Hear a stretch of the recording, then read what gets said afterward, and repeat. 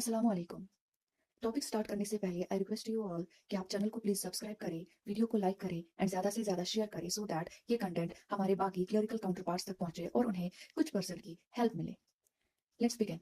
Last video में हमने earn leave के बारे में बात की थी एंड मैंने आपसे कहा था कि नेक्स्ट वीडियो में हम अर्न लीव अकाउंट के बारे में पढ़ेंगे कि कैसे हमारे अर्न लीव अकाउंट में लीव एक्यूमुलेट होना स्टॉप हो जाता है but at the same time it continues to earn.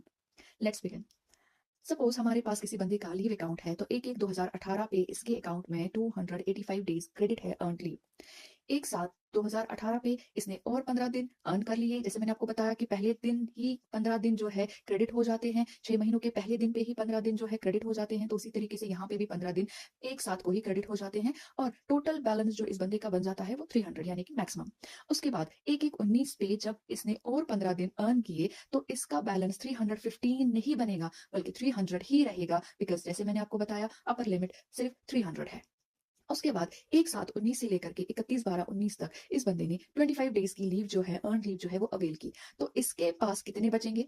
300 थे, उसमें से 25 अगर हम कट करेंगे तो हमारे पास रहते हैं 275। लेकिन इस दौरान इसने अपने 15 दिन कमाए, 275 प्लस 15 डेज, तो इसके क्रेडिट में आ गए 290 डेज। आई होप आपको समझ आया। 300 में से पहले हम वो दिन काटेंगे जो इसने अवेल किए एंड देन वो दिन वापस ऐड करेंगे जो इसने अर्न किए, तो इसके पास रहे 290 डेज।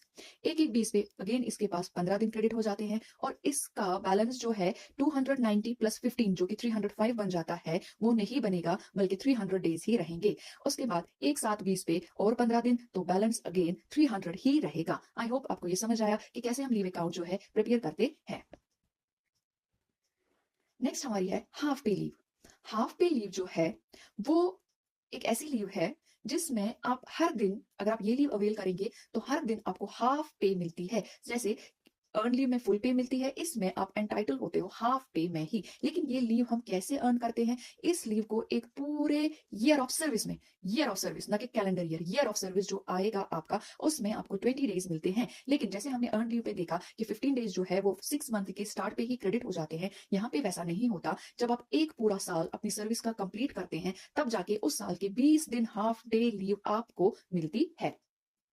तो अब जैसे कि हमने देखा था अभी अर्न लीव जो है 300 डेज मैक्सिमम होते हैं, तो यहाँ पे हाफ पे जो है इसकी मैक्सिमम लिमिट है 2 इयर्स यानी 720 डेज, और एक स्पैन में आप 90 डेज से ज्यादा हाफ पे लीव नहीं ले सकते हैं। अभी हमने देखा अर्न लीव में कितने थे 120 डेज और यहाँ पे लेकिन 90 डेज ही है। वहां पे आपकी 300 डेज अपर लिमिट होती है और यहाँ पे आपकी 2 ईयर यानी 720 डेज जो है आपकी अपर लिमिट बन जाती है। वहां पे आप हर महीने जो है 2.5 डे के हिसाब से कमाते हैं, यहाँ वैसा कुछ भी नहीं है।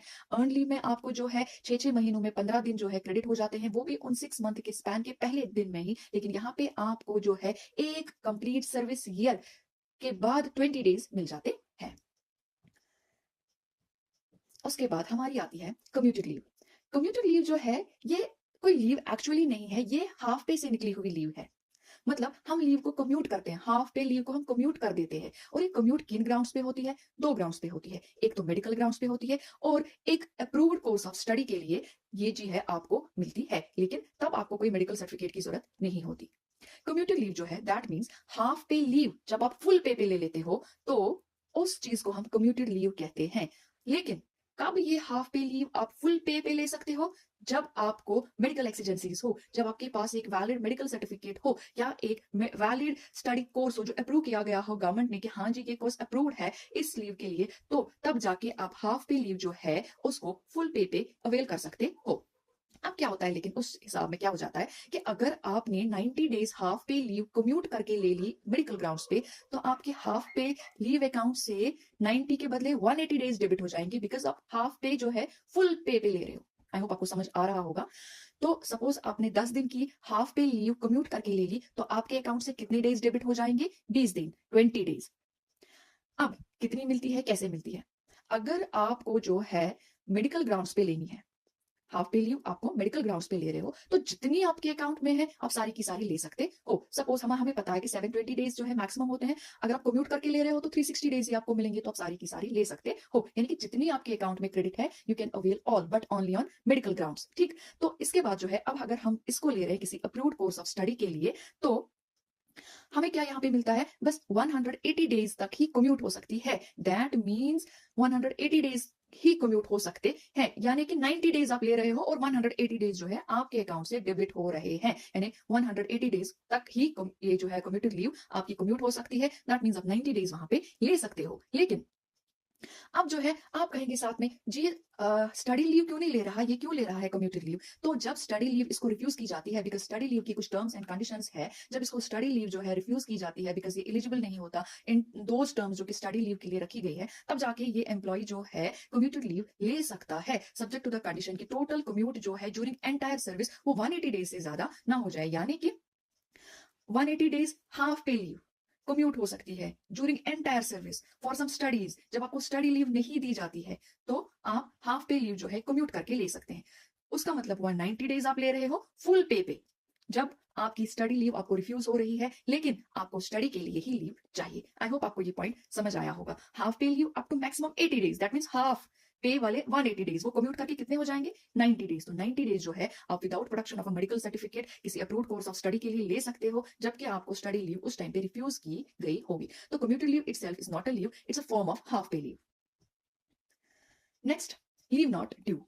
ये एक और टाइप है लीव का। ये वो टाइप है जो कि सिर्फ परमानेंट गवर्नमेंट एम्प्लॉइज को ही दी जा सकती है।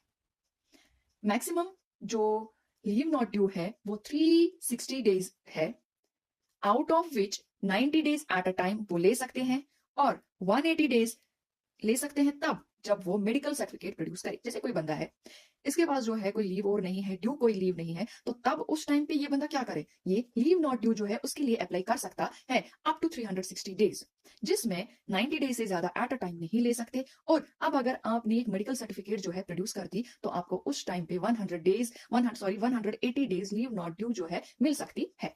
अब बोलेंगे फिर इस लीव का होता क्या है? ये लीव ऐसे ही नहीं ले रहे हैं आप, ये लीव आपके हाफ पे लीव अकाउंट के अगेंस्ट डेबिट होती है। तो अब आप कहेंगे जब लीव ही नहीं थी तो अब हाफ पे लीव कहां से आई? ये आप अर्न करते हो, यानी कि जब आप लीव नॉट ड्यू लेते हो तब आप गवर्नमेंट को एक बॉन्ड देते हो in the form of affidavit, in the form of undertaking कि मैं जी ये लीव आपको वापस अर्न करके दूंगा in the form of half pay leave. Suppose मेरे अकाउंट में हाफ पे लीव टोटल नहीं है, अर्न लीव टोटल नहीं है, और फॉर सम एक्सीजेंसीज मुझे जी 90 डेज की लीव जो है अब जरूरत पड़ी और मैंने लीव नॉट ड्यू जो है वो अवेल कर ली। लेकिन जैसे मैं वापस ज्वाइन करूंगी अपनी ड्यूटीज तो ये 90 डेज मुझे वापस अर्न करने हैं, गवर्नमेंट को वापस उतना अर्न करके देना है जितना मैंने उनसे एडवांस में ही ले लिया था। That is leave not due. I hope आपको समझ आया होगा। लीव नॉट ड्यू आपको सब्सिक्वेंटली अर्न करके वापस अपने अकाउंट में जमा करनी पड़ती है, दैट मींस आप एडवांस में ले लेते हैं। उसके बाद हमारी आती है जो लास्ट वाली बेसिक लीव है या ड्यू लीव, जैसे मैंने आपको बताया, वो है leave preparatory to retirement. A government servant may be permitted by the competent authority to take leave preparatory to retirement to the extent of earned leave due। जैसे government employ जो है अब उसकी रिटायरमेंट की एज आ जाती है, उसको जी retire होना पड़ता है, तो अपने सर्विस के लास्ट ईयर में वो जितनी लीव चाहे उतनी ले सकता है, बट टू द एक्सटेंट जितनी उसके अर्नड लीव के अकाउंट में होगी। सपोज हमें पता है 300 डेज होती है, तो वो 300 डेज जो है ले सकता है at the verge of his retirement. वो 300 डेज कहां से डेबिट होंगे? उसके अर्नड लीव अकाउंट से ही कट जाएंगे। इसी वजह से आपने मोस्टली देखा होगा एम्प्लॉइज कहते हैं मुझे जी लास्ट ईयर है, मैं जी लीव नहीं ले सकता। अरे लीव ले सकते हैं, बट उनका ये कॉन्सेप्ट होता है मुझे जी 10 मंथ बराबर होने चाहिए तभी जाके शायद मुझे लीव सैलरी मिलेगी। मैंने आपको लास्ट वीडियो में भी समझाया था कि जरूरी नहीं है 10 मंथ, जितने भी डेज आपके पास होंगे उतने की आपको लीव सैलरी मिल सकती है। तो leave preparatory to retirement actually earned leave जो आपके अकाउंट में है आप वो अवेल कर रहे हैं, लेकिन अब इस टाइम पे आपको उसके लिए रीजन क्या देना है, या आपको 300 के 300 दिन ले सकते हो, उसकी क्या वजह आपको इतनी स्पेशल ट्रीटमेंट दी जा रही है? उसकी वजह ये है आप जो अपनी रिटायरमेंट के लिए प्रिपरेशन कर रहे हैं, सो ये लीव आप उसके लिए ले सकते हैं, उस रीजन पे उस बेसिस पे ले सकते हैं, तब जाके आपको 300 के 300 दिन दिए जा रहे हैं। बिकॉज जो रिटायरमेंट के लिए एक एम्प्लॉय को एक मेंटल प्रिपरेशन करनी पड़ती है, या कोई जो है ही वांट्स कि वो जी कोई बिजनेस सेटअप करे या कुछ और करे, तो या अपने डॉक्यूमेंट्स रेडी करे या वट उसके लिए उसको लीव चाहिए होती है, तो लीव प्रिपरेटरी टू रिटायरमेंट आराम से ले सकता है out of his earn leave जो इसको ड्यू होती है।